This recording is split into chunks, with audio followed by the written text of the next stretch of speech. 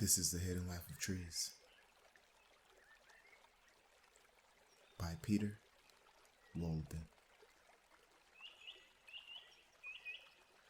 We're in chapter 25, The Sick Tree.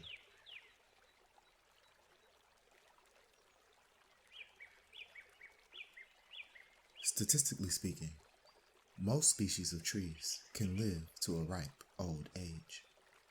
In the burial area of the forest I manage, tree buyers always ask how long their tree might live. Mostly, they choose beeches or oaks, and as far as we know, these trees usually live to be between 400 and 500 years old. But what is a statistic worth when you apply it to an individual tree? Just as much as it is worth when you apply it to an individual person. Nothing. The anticipated trajectory of a tree's life can change at any time for any number of reasons. Its health depends on the stability of the forest ecosystem. It's better if temperature, moisture, and light conditions don't change abruptly, because trees react extremely slowly. But even when all the external conditions are optimal, insects, fungi, bacteria, and viruses are always lurking, waiting for the chance to strike. That usually happens only when a tree gets out of balance. Under normal circumstances, a tree carefully apportions its energy. The largest portion is used for daily living. The tree has to breathe, digest its food, supply its fungal allies with sugar, and grow a bit every day. Then the tree has to keep hidden reserves of energy on hand to fight off pests. These secret reserves can be activated at any time, and depending on the tree species, they contain a selection of defensive compounds produced by the tree. These so-called phytoncides have antibiotic properties, and there has been some impressive research done on them. A biologist from Leningrad, Boris Tokin, described them like this back in 1956. If you add a pinch of crushed spruce or pine needles to a drop of water that contains protozoa, in less than a second, the protozoa are dead. In the same paper, Tokin writes that the air in the young pine forest is almost germ-free, thanks to the phytoncides released by the needles. In essence, then, trees disinfect their surroundings. But that isn't all. Walnuts have compounds in their leaves that deal so effectively with insects that garden lovers are often advised to put a bench under a canopy of walnuts if they want a comfortable place to relax in the garden, because this is where they will have the least chance of being bitten by mosquitoes. The phytoncides in conifers are particularly pungent, and they are the origin of that heady forest scent that is especially intense on hot summer days. If the carefully calibrated balance of energy for growth and defense gets thrown out of alignment, then a tree might get sick. This can happen, for example, when a neighboring tree dies. Suddenly, the crown gets more light, and now what the tree wants more than anything is more photosynthesis. That makes sense because a chance like this comes along only about once every 100 years. The tree, finding itself suddenly bathed in sunlight, forgets about everything else and focuses exclusively on growing branches. It has no option really, because its surrounding cohort is doing the same thing, which means that the gap in the canopy will close again in about 20 years, which, if you are a tree, means you don't have much time. Suddenly, growth speeds up, and instead of adding a few fractions of an inch each year, the tree is adding about 20 inches. This takes energy, which is then not available for fending off illnesses and pests. If the tree is lucky, all goes well, and once the canopy closes again, the tree will have increased the size of its own crown. Then it will take a break and settle back into apportioning its energy in a way that suits its lifestyle. But woe betide the tree if something goes wrong during this growth spurt.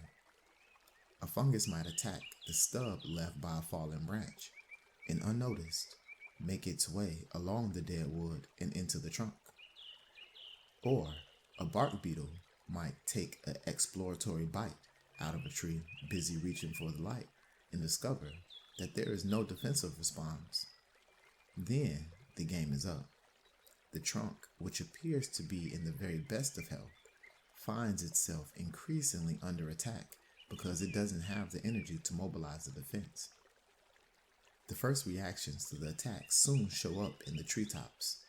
In deciduous trees, the vital topmost growth suddenly dies, leaving thick branch stubs with no side branches sticking up into the sky. The initial reaction of conifers is that their needles don't last as long. Sick pines, for instance, retain not 3, but maybe only 1 or 2 generations of needles on their branches, which makes their crowns noticeably more open. In spruce, you also get what is known in Germany as the lametta effect, where the twigs hang limply from the branches. Lametta is another name for the tinsel that is draped over the branches of Christmas trees. A short time later, big flakes of bark break off the trunk. Things can deteriorate quite quickly from this point. Like a deflating hot air balloon, the crown implodes and sinks as it dies, and winter storms break off the dead branches. You can see this even more clearly with spruce, because the desiccated tips of dying trees contrast clearly with the living green of the lower branches. Every year, a live tree adds a growth ring to the wood in its trunk, because it is, you could say, damned to grow whether it wants to or not. In the growing season, the cambium, that narrow layer of clear cells between the bark and the wood, grows new woody cells on the inside and new bark cells on the outside. If a tree cannot increase its girth, it dies. At least that is what we thought for a long time. Then researchers noticed pines in Switzerland that looked outwardly healthy and were covered in green needles. On closer inspection, either by cutting the trees down or taking core samples, researchers discovered that a few of them didn't create a single new growth ring for more than 30 years. Dead pines covered in green needles? The trees had been attacked by an aggressive fungus called anosis, root rot, and their cambium had died. But the roots were still pumping water up to the crown through the long, narrow transport vessels in the trunk, providing the needles with life-giving moisture. In the roots themselves, when the cambium is dead, the bark is too, which means the tree can no longer pump sugar solutions from its needles back down to its roots. Therefore, healthy neighboring pines must have been helping their dying comrades by supplying their roots with food, as I described in Chapter 1, Friendships. Apart from diseases, a lot of trees suffer injuries over the course of their lives. There are many different ways this can happen. A neighboring tree might fall. In a dense forest, a falling tree cannot avoid hitting a few surrounding comrades. If this happens in winter, when the tree's relatively dry bark fits tightly around their wood, not much happens. Most often, only a few branches break, leaving no visible signs of damage after just a few years. Injuries to the trunk are more serious, and these usually happen during the summer months. This is when the cambium is full of water, crystal clear and slippery. At this time, it doesn't take much pressure to loosen the outer layer of the tree, and branches from a falling neighbor scraping can rip yard-long wounds in the tree's trunk. Ouch! The damp wood is an ideal landing site for fungal spores, which arrive just minutes later. They grow fungal threads that immediately begin making a meal of the wood and the tree's food supplies. But they don't make much progress. There's simply too much water in the wood. Although fungi like it moist, soaking wet conditions spell death for them. At first, their victory march into the interior of the trunk is slowed by the wet outer wood where sap is flowing. However, the sapwood is now exposed to the air and its outer layers can dry out. A slow motion struggle begins. The fungus advances as the sapwood loses its moisture, while the tree tries to close up the wound. To do this, the tissues around the injury really get going and start growing together as fast as they can. They can cover up to 1/3 of an inch of injured wood per year. To avoid complications in the future, the tree must get the area sealed once again within 5 years tops.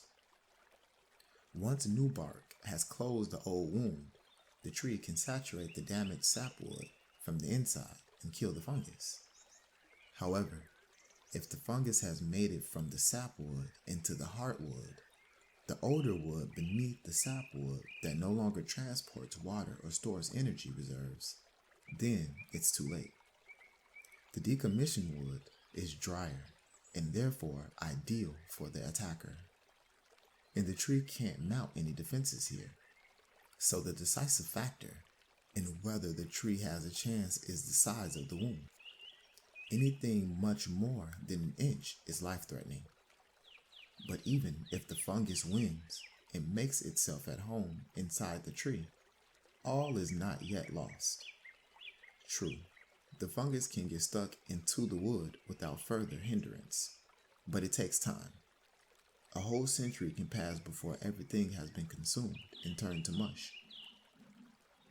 Even this won't make the tree the slightest bit less stable, because the fungus cannot expand into the wet outer growth rings of the living sapwood.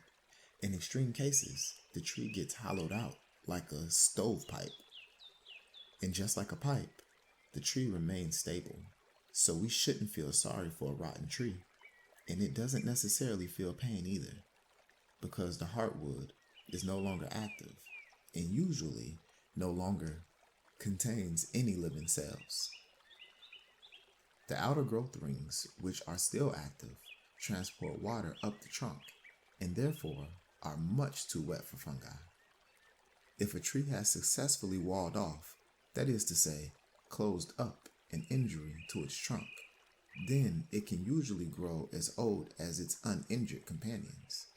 But sometimes, especially in cold winters, the old wounds can act up again. Then a crack like a rifle shot echoes through the forest, and the trunk splits open along the old injury. This is caused by differences in tension in the frozen wood, because the wood in trees with a history of injury varies greatly in density.